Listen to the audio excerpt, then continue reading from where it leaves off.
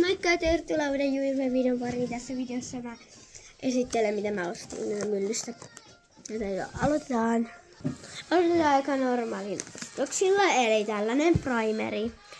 Tällainen. Sitten tämmönen blushi, tämmönen poskipuna, niin sanottuna. Sitten 4 face maskia. Siis mä otin niitä ihan randomisti, eli vesimeloni, 1 sarvinen, sitten tämmönen macarons, leivos ja bubble tea. Sitten sieltä mä vielä ostin uuden meikkivoiteen. Mulla on jo siis tällainen samanlainen tällä hetkellä. Siinä täytyisi olla ne.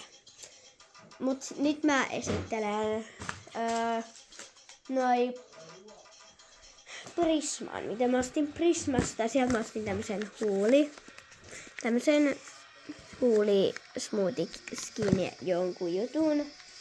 Sitten mä ostin sieltä myös tämmösen niinku ei kun naamasuihkeen. Sitten tämmösen meikkivoiteen ja concealerin. Ja sitten vielä, niitä on siis vielä lisääkin. Tällainen purkan, nyt mä en muista missä se on. Sitten Hello Amerikka-kaupasta, kun mä siis kävin siellä mun kaverin kanssa. Niin sieltä tämmönen. Sitten nää takissit. Nää oli ihan superhyviä mun mielestä, mutta mun kaverin mielestä ei. Eli se on siis Ellen ja Dubai-suklaat. Joo. Sitten Candy Townista jäihdejuomat ja irtokarkkeja. Ja Prismasta muuten mä ostin vielä tän. Ja mä unohdin Normalista mä ostin myös tän. Ja sitten tuolta Class Oceanista tai tuolta, mikä kaupa onkaan, niin siis mulle ei melkein riittää rahat tähän, niin mun kaveri osti tän mulle. Mut sit kun iska oli mulle 15 € velkaan, niin sit annoin sen 10 ja se osti omaan. Sitten tuleekin jättimäinen, siis